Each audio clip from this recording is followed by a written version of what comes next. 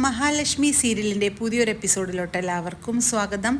അങ്ങനെ മഹാലക്ഷ്മിയെ കൊന്നു കത്തിച്ചിട്ടുള്ള ഗുണ്ടകളെല്ലാം കൂടെ മേഘനെ അങ്ങോട്ട് വിളിക്കുന്നുണ്ട്. എന്നിട്ട് മേഘൻ അങ്ങോട്ട് ചെല്ലുന്നുണ്ട്.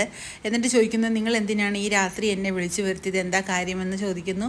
അപ്പോൾ അവർ പറയുന്നുണ്ട്, മഹാലക്ഷ്മിയുടെ പ്രേതത്തിനെ ഞങ്ങൾ കണ്ടെന്നും ഞങ്ങൾ സെക്കൻഡ് ഷോ സിനിമ കഴിഞ്ഞ് വരുന്ന സമയത്ത് ഒരു പെൺകുട്ടി തിരിഞ്ഞു നിൽക്കുന്നതും ആ പെൺകുട്ടി ആരാണെന്ന് നോക്കാൻ ചെല്ലുമ്പോൾ നമ്മൾ കൊന്നു കത്തിച്ച് ചിതയ കുട്ടി കത്തിച്ച ആ പെൺകുട്ടിയാണ് നിൽക്കുന്നതെന്നുമൊക്കെ ഇവർ പറയുന്നുണ്ട്. അത് കേൾക്കുമ്പോൾ മേഘൻ പറയുന്നുണ്ട്, നിങ്ങൾ എന്ത് വർത്തമാനം ഈ പറയുന്നത്, ഇപ്പം ഈ പ്രേതവും ഭൂതമൊക്കെ നിങ്ങൾ വിശ്വസിക്കുന്നുണ്ടല്ലോ, അതൊന്നും ഇല്ല, അതൊക്കെ നിങ്ങൾക്ക് തോന്നലാണ്, എനിക്കതിലൊന്നും ഒരു വിശ്വാസം ഇല്ല എന്നൊക്കെ പറയുന്നുണ്ട്.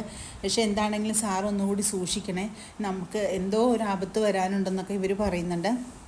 അത് കേട്ടുകൊണ്ട് മേഘനാഥൻ പറയുന്നത്, ഇതൊന്നും ഞാൻ വിശ്വസിക്കില്ല, മരിച്ചു പോയത് തന്നെ, നമ്മളിപ്പോൾ ജീവിച്ചിരിക്കുന്നവരെ മാത്രമേ നമുക്ക് പേടിക്കേണ്ടതുള്ളൂ, മരിച്ചു പോയവരെ നമുക്ക് പേടിക്കേണ്ട ഒരു ആവശ്യമില്ല എന്നൊക്കെ പറഞ്ഞുകൊണ്ട് മേഘനാഥൻ അവിടെ നിന്ന് പോകുന്നുണ്ട്. മേഘനാഥൻ്റെ പോക്ക് കാണുമ്പോഴത്തേക്കും ഗുണ്ടകളെല്ലാം കൂടെ അട്ടഹസിച്ച് ചിരിക്കുന്നുണ്ട്. പിന്നീട് ഒരു വിജനമായ സ്ഥലത്തെത്തുമ്പോഴത്തേക്കും മേഘനാഥൻ്റെ വണ്ടി ബ്രേക്ക് ഡൗൺ ആകുന്നു. അപ്പോൾ ഈ പുതിയ വണ്ടിയാണല്ലോ, ഇതിനെന്ത് പറ്റിയെന്നും പറഞ്ഞുകൊണ്ട് മേഘനാഥൻ ബോണറ്റെല്ലാം പൊക്കി വെച്ച് നോക്കിക്കൊണ്ടിരിക്കുന്ന സമയത്തേക്ക് വണ്ടി കേടായോ എന്ന് ചോദിച്ചുകൊണ്ട് ഒരു പെൺകുട്ടിയുടെ സൗണ്ട് കേൾക്കുന്നു. തിരിഞ്ഞു നോക്കുമ്പോൾ അത് മഹാലക്ഷ്മിയാണ്. മഹാലക്ഷ്മിയെ കണ്ട് മേഘനാഥൻ വണ്ടി എല്ലാം ഇട്ടച്ച് പേടിച്ചുകൊണ്ട് അവിടെ നിന്ന് ഓടുകയാണ്. അങ്ങനെ ഓടി ഒരു ഓട്ടോറിക്ഷ കിട്ടുകയാണ് മേഘനാഥന്. അങ്ങനെ മേഘനാഥൻ എത്രയും പെട്ടെന്ന് വീട്ടിലെത്താനുള്ള വെപ്രാളത്തിൽ ഓട്ടോറിക്ഷയിൽ കയറുന്നുണ്ട്. അതേസമയം മാർക്കോയും അനന്തവും കൂടെ മഹാലക്ഷ്മിയെ എത്രയും പെട്ടെന്ന് മേഘനാഥൻ്റെ വീട്ടിലെത്തിക്കാൻ ശ്രമിക്കുന്നുണ്ട്. എന്നിട്ട് അവനെത്തുന്നതിന് മുമ്പേ തന്നെ അവരെല്ലാവരും അവിടെ എത്തുന്നു. അങ്ങനെ മഹാലക്ഷ്മി ഗേറ്റ് കടന്ന് അകത്തോട്ട് കയറുന്നുണ്ട്. അതിനുശേഷമാണ് അവർ അനന്തവും മാർക്കോയും ഒളിച്ചിരിക്കുകയാണ് മേഘനാഥൻ വരുന്നതെന്ന് നോക്കി. അപ്പോൾ തന്നെ മേഘനാഥൻ അങ്ങോട്ട് വരികയും മേഘനാഥൻ പേടിച്ചുകൊണ്ട് ഓടി അകത്തോട്ട് കയറാൻ ശ്രമിക്കുന്നുണ്ട്. അങ്ങനെ കോളിംഗ് ബെല്ല് അടിക്കുന്ന സമയത്ത് മഹാലക്ഷ്മി പിറകിൽ നിന്നും മേഘനെ പേടിപ്പിക്കുന്നുണ്ട്. അങ്ങനെ മേഘൻ പേടിച്ച് അലറി കൂവി വീടിൻ്റെ സൈഡിലൂടെയെല്ലാം ഓടുന്നുണ്ട്. അന്നേരമൊക്കെ അവിടെയെല്ലാം മഹാലക്ഷ്മി പ്രത്യക്ഷപ്പെടുന്നുണ്ട്. അത് കാണുമ്പോൾ മേഘൻ ആകെ പേടിച്ച് പല സ്ഥലത്തു കൂടെ ഓടുന്നുണ്ട്. അങ്ങനെ ആ സമയത്ത് മാർക്കോ ആണെന്ന് തോന്നുന്നു മേഘനാഥൻ്റെ തലയ്ക്ക് ഒരടി കൊടുക്കുന്നു. അതോടുകൂടി മേഘനാഥൻ അവിടെ ബോധം കെട്ട് വീഴുകയാണ്. വളരെ ഒച്ച എടുത്തുകൊണ്ട് കൂടിയാണ് വീഴുന്നത്. ആ ഒച്ച കേട്ടുകൊണ്ട് വാമദേവനും സീമന്തിനിയും ഉറങ്ങിക്കിടക്കുന്ന ആൾ എഴുന്നേൽക്കുന്നുണ്ട്.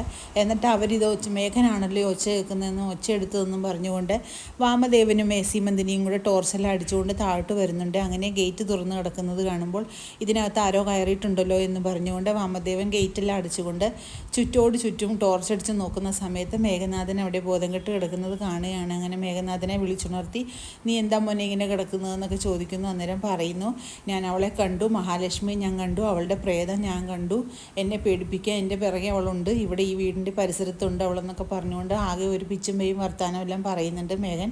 അത് കേൾക്കുമ്പോൾ വാമദേവൻ പറയും, നീ എന്താ മോനെ പറയുന്നത്, നിനക്ക് ഇതിലൊന്നും ഒരു വിശ്വാസം ഇല്ലാതിരുന്നായിരുന്നല്ലോ, ഇപ്പോൾ എന്ത് പറ്റി നീ ഇങ്ങനെയൊക്കെ പറയുന്നത്, എനിക്ക് ഇതിലൊന്നും ഒരു വിശ്വാസം ഇല്ല എന്ന് പറയുന്നു. അന്നേരം സീമന്തിന് പറയുന്നുണ്ട്, എന്താണെങ്കിലും അവളുടെ ആത്മാവിന് ശാന്തി കിട്ടിയിട്ടില്ല, അവൾ ഇവിടെ തന്നെ കലഞ്ഞു തിരിഞ്ഞ് നടപ്പുണ്ടാവും, എന്താണെങ്കിലും നമ്മൾ പേടിക്കുക തന്നെ വേണമെന്നൊക്കെ സീമന്തിനിയും പറയുന്നുണ്ട്. അങ്ങനെ മേഘനാഥൻ ഓരോന്ന് പറയുന്നുണ്ട്, എനിക്ക് രാത്രിയാകുമ്പോൾ പേടിയാണെന്ന് വെച്ചാൽ എനിക്ക് പേടിയാവുന്നു എന്നൊക്കെ പറഞ്ഞുകൊണ്ട് മേഘനാഥനെ ഏതെങ്കിലും അകത്തോട്ട് പോകാമെന്ന് പറഞ്ഞ് വിളിച്ചുകൊണ്ട് പോവുകയാണ് രണ്ടുപേരും കൂടെ.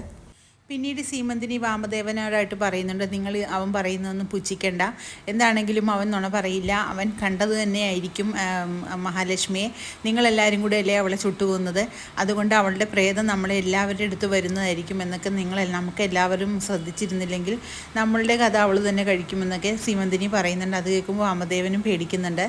പിന്നീട് ഈ വിവരം പ്രതാപനെ അറിയിക്കുന്നുണ്ട് വാമദേവൻ. പ്രതാപൻ ഇത് കേൾക്കുമ്പോൾ പറയുന്നത്, താൻ എന്താടോ ഈ പറയുന്നത്, പ്രേതമോ, അങ്ങനെ ഒരു സംഭവം നമുക്കില്ലല്ലോ, പിന്നെ എന്താണ് ഇങ്ങനെ പറയുന്നത്, പിന്നെ മരിച്ചു പോയവൾക്ക് മരിച്ചുപോയി, പിന്നെ ഇനി പ്രേതമായിട്ട് അവൾ വരാൻ പോകുകയല്ലേ എന്നൊക്കെ പറയുന്നുണ്ട്. അങ്ങനെ വാമദേവൻ പറയുന്നത് കേൾക്കുമ്പോൾ പ്രതാപൻ അതൊന്നും വിശ്വാസം വരുന്നില്ല. അങ്ങനെ എന്താണെങ്കിലും നമ്മളെല്ലാവരും ഒന്ന് കരുതിയിരിക്കണമെന്നൊക്കെ വാമദേവൻ പറയുന്നുണ്ട്. ഇനിയുള്ള എപ്പിസോഡുകളിലാണ് അതെല്ലാം കാണാൻ കഴിയുന്നത്. പുതിയൊരു എപ്പിസോഡിനായിട്ട് നമുക്ക് കാത്തിരിക്കാം.